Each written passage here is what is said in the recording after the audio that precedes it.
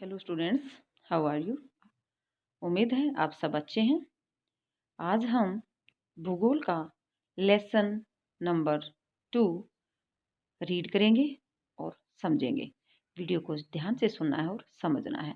Lesson name is globe, अक्षांश एवं देशांतर रेखाएं। अक्षांश और देशांतर रेखाएं क्या हैं, इनके बारे में हम समझने की कोशिश करेंगे और हमारी अर्थ के बारे में जानकारी लेंगे। जैसे कि हमने फर्स्ट लेसन में या जो पिछली वीडियो हमने बनाई थी फर्स्ट चैप्टर की, उसमें हमने अर्थ, सौरमंडल के बारे में, सूर्य के बारे में, चंद्रमा के बारे में, हमारी आकाश गंगाओं के बारे में अच्छी तरह से समझा।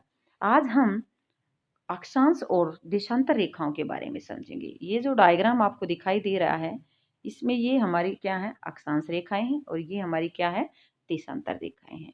ये जो रेखाओं से हम किसी कंट्री की स्थिति के बारे में समझ सकते हैं, उनके टाइम के बारे में समझ सकते हैं। तो इसकी डिटेल से हम लेसन के अंदर रीड करेंगे। जो लाइंस हमारी अर्थ के बीच से गुजरती है, इक्वेटर लाइन, भूमध्य रेखा जिसको हम बोलते हैं, वो कौन सी लाइन है, हमारी अक्षांश रेखा है।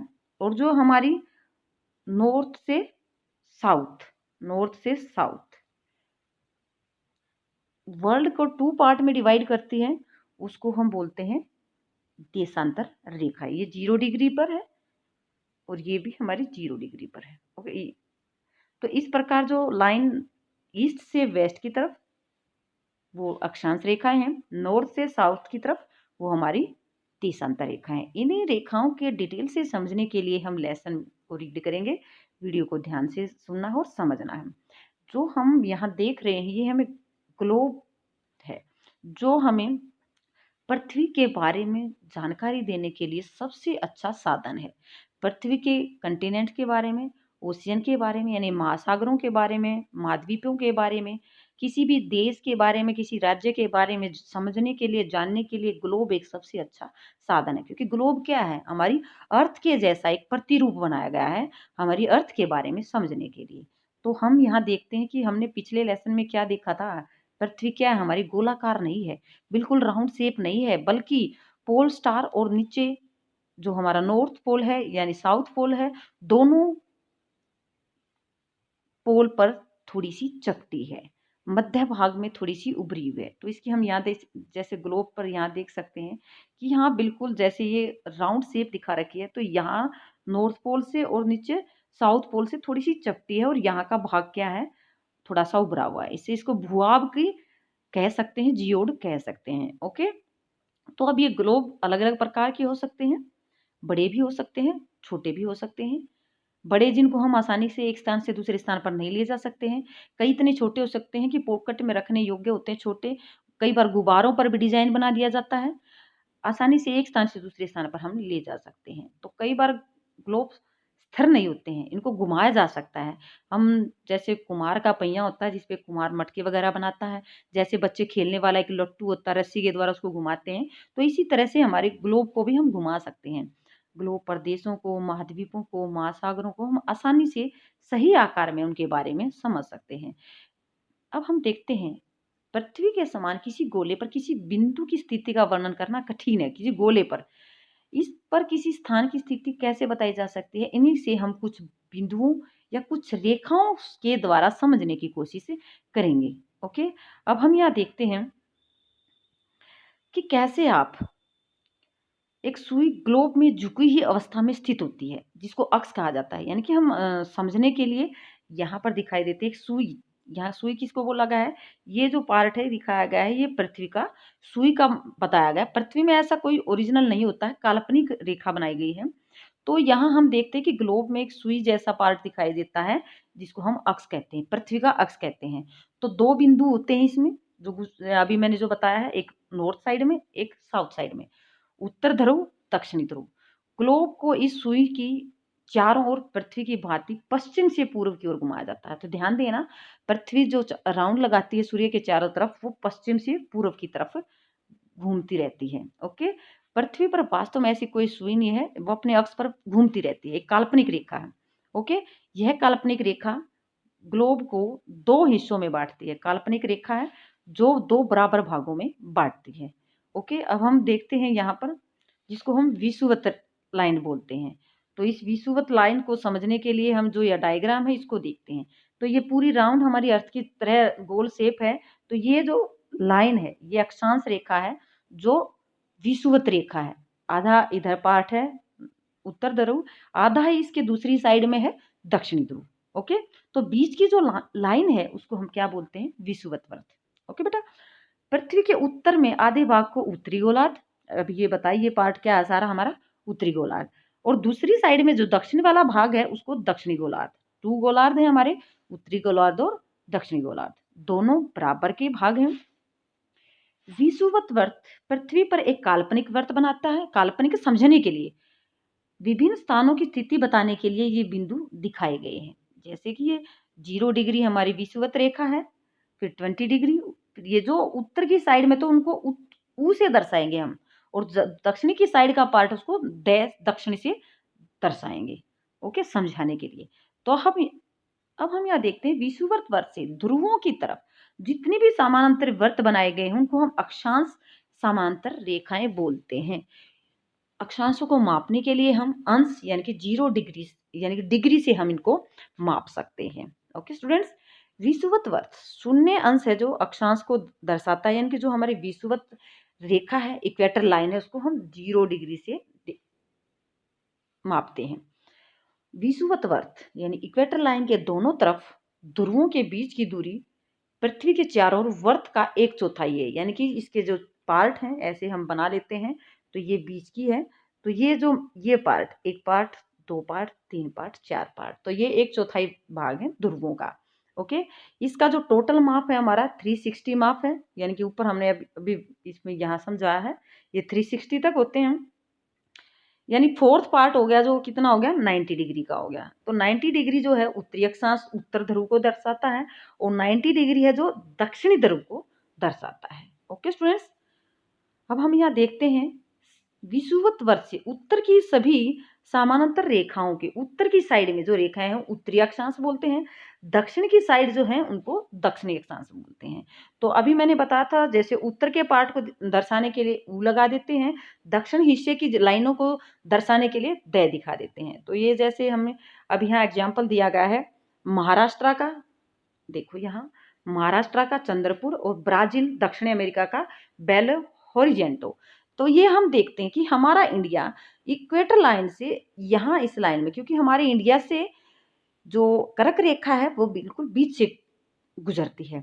ऐसे ही जो ब्राजील है वो साउथ अमेरिका का है, जो साउथ अमेरिका यहाँ पर है।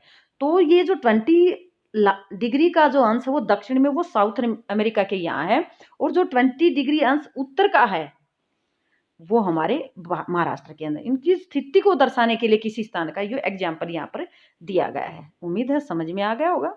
तो यहाँ इस डायग्राम से हम समझने की कोशिश करते हैं। पहले तो ये हमारी इक्वेटर लाइन है 0 डिग्री जिसको हम बोलते हैं, ये रहा इधर। फिर ये जो हमारी कर्क रेखा है 23.5 डिग्री। फिर ये नीचे हमारे साउथ में मकर रेखा है दक्षिणी पार्ट में, जो 23.5 दक्षिण में है। तो उत्तर में कर्क रेखा है, दक्षिण में मकर रेखा है। ऐसे ही फिर ये दक्षिणी शीतोष्ण कटिबंध और दक्षिणी उत्तरी ध्रुव, ये सॉरी दक्षिणी ध्रुव, ऐसे ही उत्तरी ध्रुव का जो और उत्तरी शीतोष्ण कटिबंध, ये पार्ट है। इसके बारे में डिटेल से आगे रीड करेंगे हम। इसके 3 पार्ट में डिवाइड कर दिया गया है, जिसको ये जो ग्रीन पार्ट है ये हमारा उष्ण कटिबंध पार्ट है, ये जो लाइट पिंक है ये हमारा उत्तरी शीतोष्ण, नीचे दक्षिणी शीतोष्ण। ओके, ये हमारा उत्तरी शीत कटिबंध है, नीचे हमारा दक्षिणी शीत कटिबंध है। तो ये 3 पार्ट हैं। ये पार्ट जहाँ पर गर्मी होती है दो इस हिस्से में, यहाँ होती है गर्मी और सर्दी का बीच का पार्ट, और यहाँ बिल्कुल ठंड रहती है। तो ये 3 पार्ट है अर्थ के। यहाँ इसके बारे में हम डिटेल से आगे रीड करेंगे। अक्षांश रेखाएं 0 डिग्री विषुवत, उत्तरी ध्रुव 90 डिग्री, दक्षिणी ध्रुव 90 डिग्री दक्षिण। तो ये हमारी रेखाएं हैं। इसके अलावा कुछ रेखाएं हैं जिनके बारे में आगे हम समझते हैं। उत्तरी गोलार्ध की कर्क रेखा, अभी जो मैंने डायग्राम से समझाया था, 23.5 डिग्री उत्तरी साइड में। दक्षिणी गोलार्ध में मकर रेखा 23.5 दक्षिण में। तो ये 23rd हाफ ऊपर उत्तरी है, नीचे दक्षिणी में है। एक कर्क रेखा है, दूसरी मकर रेखा है। ऐसे ही 66.5 डिग्री उत्तर में उत्तरी ध्रुव वर्त और विषुवत रेखा के नीचे दक्षिण में 66.5 डिग्री दक्षिण में दक्षिणी ध्रुव वर्त। ये लाइनें याद रखनी है आपको, जैसे कि पिछले हमने डायग्राम में समझाई थी। ओके स्टूडेंट्स, ये यहाँ ये दिए गए हैं, ये वाला पार्ट, ये वाला पार्ट, ये वाला और ये वाला पार्ट। ओके, ये क्या है 90 डिग्री पर है, ये 66, ये दक्षिणी ध्रुव 90 डिग्री दक्षिण में, उत्तरी ध्रुव 90 डिग्री उत्तर में। ओके, आगे हम करते पृथ्वी के 3 पार्ट जो कटिबंध हैं, वो अभी मैंने बताया था। एक उष्ण कटिबंध है जो इक्वेटर लाइन के दोनों साइड में है। ये इक्वेटर लाइन है हमारी, इसके 23.5 डिग्री के उत्तर की तरफ और नीचे 23.5 दक्षिण की साइड में। ये पार्ट हमारा सारा क्या कहलाता है, उष्ण कटिबंध, क्योंकि सूर्य वर्ष में एक बार सिर के ठीक ऊपर होता है। ये जो जगह है यहाँ पर सूर्य वर्ष में एक बार दोपहर में सिर के ठीक ऊपर होता है। ये कर्क रेखा और मकर रेखा के बीच के अक्षांश होते हैं और यहाँ सबसे ज्यादा गर्मी होती है, इसलिए इसको उष्ण कटिबंध कहा जाता है। ओके स्टूडेंट्स, आगे हम दूसरा जो पार्ट है उसके बारे में देखते हैं। कर्क रेखा मकर रेखा किसी भी अक्षांश पर दोपहर का सूर्य कभी भी सिर पर, इसके बाद जैसे कर्क रेखा के ऊपर की तरफ जाते हैं और नीचे मकर रेखा के इधर की साइड में जाते हैं दक्षिण ध्रुव की तरफ, और उधर उत्तर ध्रुव की तरफ, यहाँ दक्षिण ध्रुव की तरफ जाते हैं, तो क्या यहाँ की जो गर्मी होती है कम होती चली जाती है। ये जो एरिया होता है यहाँ गर्मी ज्यादा होती है। जैसे जैसे ध्रुवों की तरफ जाते हैं ऐसे इधर भी आते हैं तो तापमान कम होना शुरू कर देता है, क्योंकि जो सूर्य है यहाँ हमेशा सूर्य की किरणें तिरछी जाती हैं, इसलिए यहाँ की जो तापमान है वो कम होता है। ओके स्टूडेंट्स, सूर्य की किरणें तिरछी होने के कारण यहाँ का तापमान हमेशा कम होता है। उत्तरी गोलार्ध में कर्क रेखा और उत्तर ध्रुव, दक्षिणी गोलार्ध में मकर रेखा और दक्षिणी ध्रुव के बीच वाले क्षेत्र को क्या नाम दिया गया है, शीतोष्ण कटिबंध। अभी मैंने जो डायग्राम के द्वारा समझाया था शीतोष्ण कटिबंध, तो उत्तरी शीतोष्ण कटिबंध ये वाला पार्ट है और दक्षिण शीतोष्ण कटिबंध ये वाला पार्ट है, जो 23.5 और 66.5 के बीच का एरिया है। ऐसे ही ऊपर 23.5 66.5 उत्तरी पार्ट में ये उत्तरी शीतोष्ण है और नीचे दक्षिणी पार्ट में दक्षिणी शीतोष्ण है। समझ में आया होगा। आगे हम देखते हैं तीसरा जो इसका वो जोन है वो उत्तरी ध्रुव और दक्षिणी ध्रुव है, जिसे हम शीत कटिबंध कहते हैं, यानी कि बिल्कुल ठंड रहती है यहाँ। उत्तरी ध्रुवर्त उत्तरी ध्रुव और दक्षिणी गोलार्ध में दक्षिणी ध्रुवर्त दक्षिणी ध्रुव का जो एरिया होता है यहाँ बहुत ठंड होती है, क्योंकि यहाँ सूर्य की ज्यादा ऊपर नहीं आ पाता, सूर्य की किरणें यहाँ तक पहुंच ही नहीं पाती, इसलिए ठंडा एरिया इसको शीत कटिबंध के नाम से जानते हैं। उम्मीद है जो अक्षांश रेखाएं हैं वो आपको समझ में आ गई होंगी। अब हम देखते हैं देशांतर रेखाएं क्या हैं। देशांतर का मतलब देशों के बीच को अंतर जानने के लिए, बीच का जो अंतर होता है उसको जानने के लिए इन रेखाओं का प्रयोग किया जाता है। अब हम देखते हैं किसी स्थान की स्थिति को बताने के लिए उस स्थान के अक्षांश रेखाओं के अलावा कुछ और दूसरी रेखाएं हैं जिनको हम देशांतर रेखा बोलते हैं, जो उत्तर से दक्षिण की तरफ खींची जाती हैं। तो हम अब यहाँ एग्जाम्पल देखने के लिए प्रशांत महासागर का एक द्वीप है टोंगा और हिंद महासागर में एक द्वीप है मॉरिशस, जो 20 डिग्री अक्षांश दक्षिण में है। तो इस जैसे कि अभी मैंने बताया था, ये क्या है रेखा इस जो डायग्राम पर दिखाई गई है, यहाँ इसमें समझते हैं हम। ये जो डायग्राम में दिखाई गई है देशांतर लाइन है, तो यहाँ हम देख अगर इसमें यहाँ लाइन लगाएंगे हमारी अक्षांश रेखा है, तो अक्षांश रेखा की जैसे ये बीच की लाइन होगी बिल्कुल, तो इधर का पार्ट जो पहले बताया था हमने, उत्तर की साइड का पार्ट उत्तरी गोलार्ध, दक्षिण की साइड का पार्ट दक्षिणी गोलार्ध। अगर हम अभी इन देशांतर रेखाओं के अकॉर्डिंग देखते हैं तो इधर का जो पार्ट है, इधर का जो पार्ट है वो ईस्टर्न गोलार्ध, और इधर का जो पार्ट है, इधर का जो पार्ट है वो वेस्टर्न है, यानी कि पूर्वी गोलार्ध और पश्चिमी गोलार्ध। तो देशांतर रेखाओं के अकॉर्डिंग पूर्वी गोलार्ध और पश्चिमी गोलार्ध।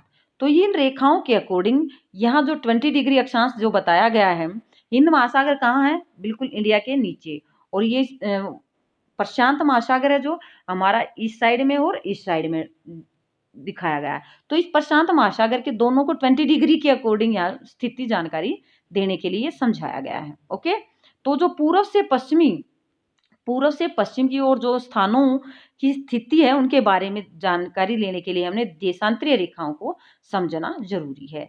तो ये जो लाइनें हैं हमारी, ये देशांतरीय लाइन है। 0 डिग्री ये 0 डिग्री, ये लाइन है 0, जो हमारे वर्ल्ड की यामोत्तर लाइन, समय रेखा के नाम से इसको जाना जाता है।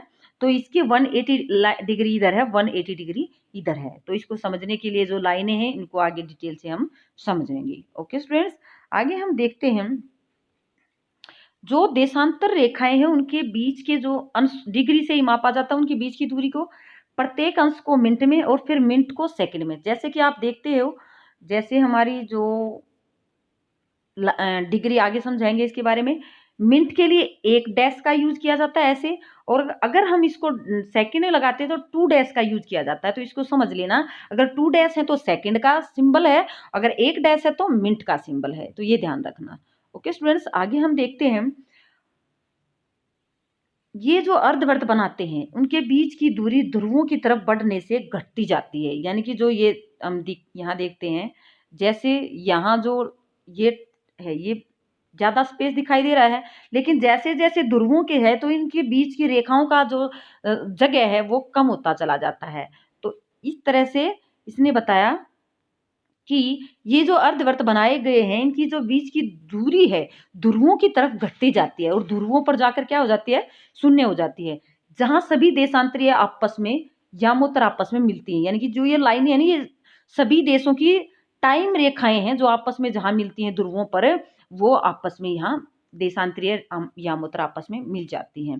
तो यहाँ देखते हैं अक्षांश रेखाओं के भिन्न सभी जो देशांतरीय यामोत्तर की लंबाई समान होती है। तो कई बार पूछा जा सकता है इनकी लंबाई कम या ज्यादा होती है, नहीं, ये इक्वल होती है। कुछ मुख्य संख्याओं से व्यक्त करना इनको कठिन होता था। सभी देशों ने निश्चय किया कि ग्रीनविच एक जगह है जहां ब्रिटिश राजकीय वेधशाला स्थित है, जो इंग्लैंड है वहां की राजकीय वेधशाला स्थित है। गुजरने वाली रेखा को, लाइन को यामोत्तर के पूर्व और पश्चिम की गिनती शुरू कर दी। यानी कि जो बीच की जो 0 डिग्री है यामोत्तर, इसके पूर्व की साइड में और उसके पश्चिम की साइड में जो लाइन है उनको काउंट करना शुरू कर दिया। तो जो बीच की लाइन है उसको 0 डिग्री बोलते हैं, जिसको प्रमुख यामोत्तर भी कहते हैं। इसके 180 डिग्री 0 पूर्व की तरफ है और 180 डिग्री पश्चिम की तरफ है। तो ये यामोत्तर या 180 डिग्री यामोत्तर मिलकर पृथ्वी को 2 समान भागों में बांटती है। जैसे पहले मैंने समझा था, एक ईस्ट की साइड में पूर्वी गोलार्ध और वेस्ट की साइड में पश्चिमी गोलार्ध। तो ये आपको समझ में आ गया होगा। तो इन पश्चिम, जैसे उत्तरी गोलार्ध था उत्तरी पोल की साइड में, और नीचे दक्षिणी ध्रुव की साइड में दक्षिणी गोलार्ध। तो ईस्ट की साइड में पूर्वी गोलार्ध यानी कि पूर्व की तरफ पूर्वी गोलार्ध और पश्चिम की तरफ पश्चिमी गोलार्ध। ओके स्टूडेंट्स, ये देशांतरीय रेखाओं के अकॉर्डिंग था। अब हम देखते हैं, ये जानने में हमें जानकारी जो पूरब है उसको हम पूछे, पश्चिम है उसको हम पैसे दर्शाते हैं। 180 डिग्री पूरब और 180 डिग्री पश्चिम यामोत्तर एक ही रेखा पर स्थित हैं। यानी कि जो एक लाइन पूछा जा सके पूर्व और पश्चिम, ये एक ही लास्ट की लाइन है। ओके, अब ग्लोब पर अक्षांश जो समांतर रेखाएं और देशांतरीय यामोत्तरों के द्वारा जो ग्रिड है ये बना हुआ है। जो ये लाइन हमारी अक्षांश रेखाएं हैं और ये लाइन हमारी यामोत्तर रेखाएं, सॉरी देशांतर रेखाएं हैं। ये ग्रिड बनाया गया है। ओके, तो ये एग्जाम्पल दिखाने के लिए यहाँ 26 डिग्री उत्तरी अक्षांश और 90 डिग्री पूर्वी देशांतर, जो असम की जगह है ये धुबरी है उस पर वहां पर स्थित है। किसी स्थान की स्थिति जानने के लिए इन रेखाओं को समझना बहुत जरूरी है। ओके स्टूडेंट्स, अब हम देखते हैं ये मैप के अकॉर्डिंग। जो ग्रीनविच हमने देखा था, जो ग्रीनविच इंग्लैंड के अंदर जो स्थित बताई थी, वो ये लाइन है 0 डिग्री पर है, जो हमारी वर्ल्ड की यामोत्तर। तो इससे इधर ईस्ट के पार्ट में हम जो कंट्रीज हैं उनमें टाइम को प्लस करते चले जाएंगे, और इधर जो वेस्ट की साइड में कंट्री है उनमें हम टाइम को माइनस करते चले जाएंगे, कि टाइम को जानने के लिए। इधर हम जाते हैं ईस्ट की साइड में तो हम टाइम को ऐड करेंगे, अगर वेस्ट की साइड में पश्चिम की साइड में जाते हैं तो हम टाइम को माइनस करेंगे। इसमें यही बताया गया है। ओके, अब हम देखते हैं देशांतर और समय मापने के लिए जो देशांतर लाइन है उनसे हम समय को कैसे माप सकते हैं। तो समय मापने का सबसे अच्छा साधन पृथ्वी है, चंद्रमा है और जो ग्रह हैं। सूर्य उदय और सूर्य अस्त हर रोज होता है, हमें पता चलता है सूर्य कौन सी डायरेक्शन में उदय होता है, ईस्ट में, और अस्त कहाँ होता है, वेस्ट में। तो स्वाभाविक बात है कि पूरे विश्व का समय निर्धारण ये सबसे अच्छा साधन है समय को समझने के लिए। सूर्य के द्वारा बनने वाली परछाई से भी पहले टाइम का अंदाजा लगाया जा सकता था। दोपहर में सबसे छोटी और सूर्य उदय और सूर्यास्त के समय लंबी जो किरणें होती हैं। ग्रीनविच एक स्थित प्रमुख जो यामोत्तर है वो सूर्य जिस समय आकाश के सबसे ऊंचे बिंदु पर होगा उस समय यामोत्तर पर स्थित सभी स्थानों पर दोपहर होगी। यानी कि बिल्कुल सिर के ऊपर होगा, जहां भी हम होंगे सूर्य का, तो वहां पर दोपहर होगी। पृथ्वी पश्चिम से पूर्व की तरफ राउंड लगाती है, ये ध्यान रखना है, पहले भी पिछले लेसन में भी समझाया था। जो स्थान ग्रीनविच के पूर्व में, अभी मैंने डायग्राम से समझाया था, तो आगे होगा वो पश्चिम में होगा, वो पीछे होगा, यानी आगे होगा प्लस होगा और पीछे का माइनस होगा। तो इसमें समझाने के लिए 24 घंटे में एक पृथ्वी अपने अक्ष पर क्या करती है, अपना राउंड पूरा करती है। कितने अक्ष पर घूम जाती है वो? 360 डिग्री पर घूम जाती है। तो यहाँ इसी को समझने के लिए हम ध्यान से समझेंगे। तो 1 घंटे में 15 डिग्री घूमती है हमारी अर्थ, जो राउंड लगाती है। 4 मिनट में 1 डिग्री। तो ये पूछा जा सकता है 1 डिग्री घूमने में कितना समय? 4 मिनट, और 15 डिग्री पूरा घंटा। तो इस प्रकार ग्रीनविच में दोपहर के 12 बजते हैं, तो ग्रीनविच के 15 डिग्री पूर्व में यानी कि क्या समय होगा? तो 15 × 4 16 मिनट। तो ग्रीनविच से 1 घंटा आगे होगा, उस समय दोपहर का 1 बजे होगा। यानी कि 0 डिग्री की जो लाइन है वहां पर 12 बजे हैं, और 15 डिग्री पर घूमने पर यहाँ पर प्लस हो जाएगा 1 घंटा, और इसमें तो यहाँ पर 1 बजा होगा। अगर इधर ही जाएंगे तो यहाँ 11 बजे होंगे, माइनस हो जाएगा। तो ये टाइम समझाने का इसी तरह से समझाया गया है। किसी भी स्थान पर जब सूर्य आकाश का सबसे उच्चतम बिंदु पर होगा तो उस समय दोपहर होगा, दोपहर के 12 बजे होंगे। ओके, तो हम मानक समय क्यों मानते हैं, ये क्यों अलग अलग देशों का अपना मानक समय है? तो ये देशों के उदाहरण के समय के अंतर को समझाने के लिए। जैसे अब ये दिया गया है, ये हमारा इंडिया है, ये इंडिया का पूर्वी पार्ट है, पूर्वी सिरा है, ये पश्चिमी सिरा है। तो बीच का जो पार्ट है हमारी, ये हमारी भारत की यामोत्तर रेखा है, जिसका जो टाइम है 82.5 डिग्री पूर्व हम बोलेंगे, ये टाइम इंडिया का है। तो ये टाइम मेरिडियन इंडिया का तय किया गया है। तो इसको हम यहाँ देखते हैं, इस यामोत्तर के स्थानीय समय को पूरे देश का मानक समय, भारत का मानक समय माना गया है। इसे भारतीय मानक समय के नाम से जाने जाते हैं। ये जो लाइन है बीच की, ये हमारा टाइम मेरिडियन है।